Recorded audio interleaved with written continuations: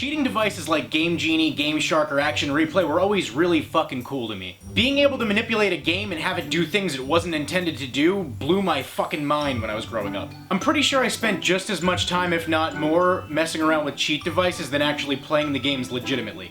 Using cheat devices have always been like a really nostalgic thing for me. So I've decided to compile this little list of my all-time favorite cheat device codes. This can range from GameShark, Game Genie, Action Replay, Codebreaker, doesn't really matter. I know the title says GameShark, but it would have all made a really fucking convoluted title.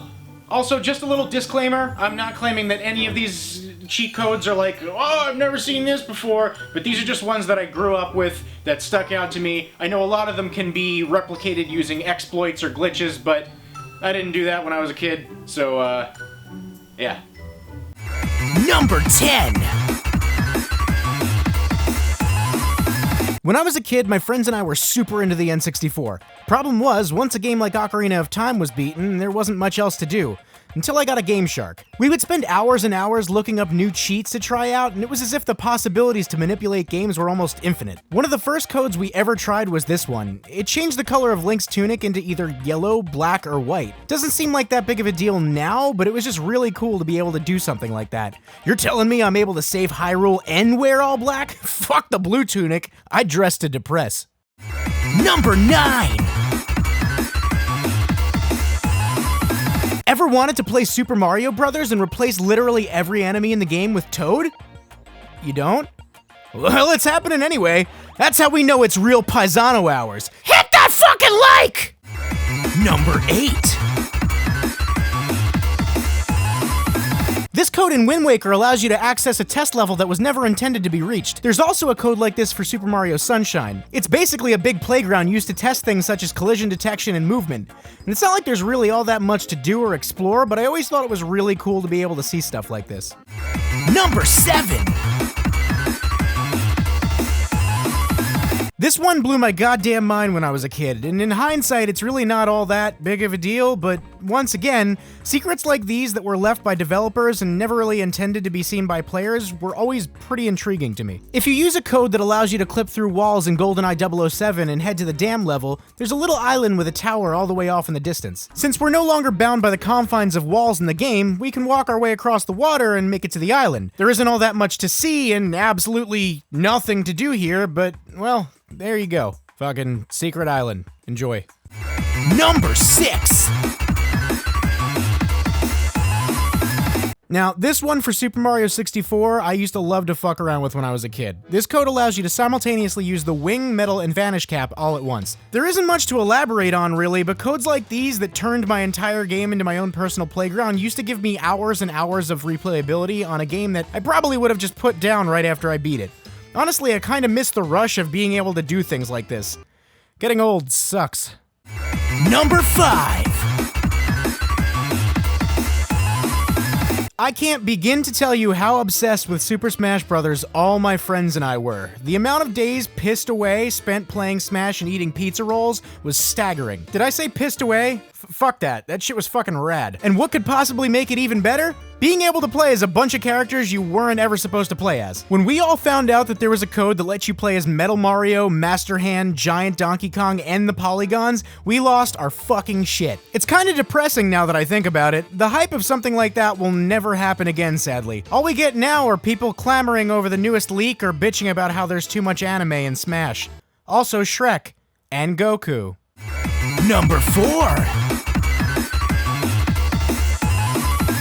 In The Legend of Zelda Majora's Mask, the final transformation mask you can obtain, and the final mask of the game, is the Fierce Deities mask. It turns Link into a super strong version of Adult Link, and you become OP as fuck. Unfortunately, you're limited to only using it during boss battles, and since you can only obtain it once the game is almost over, the only boss you end up really needing to use it with is Majora's Mask itself, and to be honest, that's kind of a fucking buzzkill. This cheat, however, allows you to equip the Fierce Deities mask anywhere at any time, and it's fucking badass. Funny enough, though, once you explore Termina, a lot of stuff kinda seems off in terms of scale. I guess because the game is built around Child Link and you were never intended to become Fierce Deity Link outside of boss battles. Lots of shit around you seems way smaller than it should. Number 3. This code was a staple of my childhood. Remember how I said I was super into Smash 64 when I was a kid? Well, Pokemon trumped that shit tenfold. I've probably logged more hours into the first generation of Pokemon than any other game I've played in my entire life. Naturally, it was super fun to try and find ways to break it, and a code where you could walk through walls was probably the epitome of that. See, what you have to understand is that this was during the whole Gen 1 Pokemon rumors popularity. We didn't have social media, and the internet was still relatively primitive, with no real concrete sources telling us what was true or false. All we had to go on were rumors we heard in the schoolyard from fucking Billy Anderson, whose dad worked at Nintendo, and random sites we'd find while searching on the internet.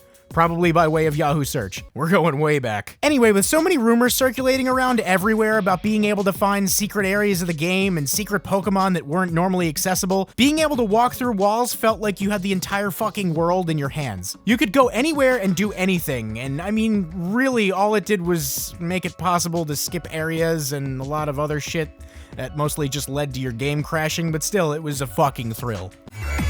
Number 2! This one's another Pokemon code. Among all the Pokemon rumors, none got tossed around as much as Mew. Kids told us shit like how we could use strength to move some truck, which never fucking worked, and the list of rumors about how to obtain Mew seemed ever growing. There was a Toys R Us event where you could get Mew traded to your game, but no one I knew actually went to that event, and thusly, no one I knew had a legitimate Mew. Oh, and when I say legitimate Mew, I mean when I used to call the Nintendo helpline, 1-800-255-3700, still remember that shit by heart, there was actually an automated message telling players how if they got a Mew by use of a cheat device, that it wasn't legitimate. Fuck you, man. You made it near impossible to obtain something in a game about collecting all the things. And this code let me catch my very own Mew. And you know what? I'd rather be the Mew's original trainer anyway, dicks. Number 1. So out of all these codes, this one stuck out to me more than any other, at least when I was growing up. This was the Pokemon Walk Through Walls code on crack. This code allowed you to fucking levitate in both Banjo-Kazooie and Ocarina of Time. But since we talked a bunch about Zelda already, I'll focus on Banjo. Banjo itself was already shrouded in mystery because of the secret in-game codes and the ill-fated stop and swap, but this code allowed me to make this game my bitch. I could go anywhere I wanted and it was insane. Even after I beat the game, I just used this code to see what new things I could discover or do. Oh, and also, this code lets you levitate right over the Furnace Fun bullshit trivia game and skip it entirely. This was such a fun code to mess around with, and you know what? To this day, I really haven't had a gaming experience that could replicate the rush of breaking the shit out of my favorite games.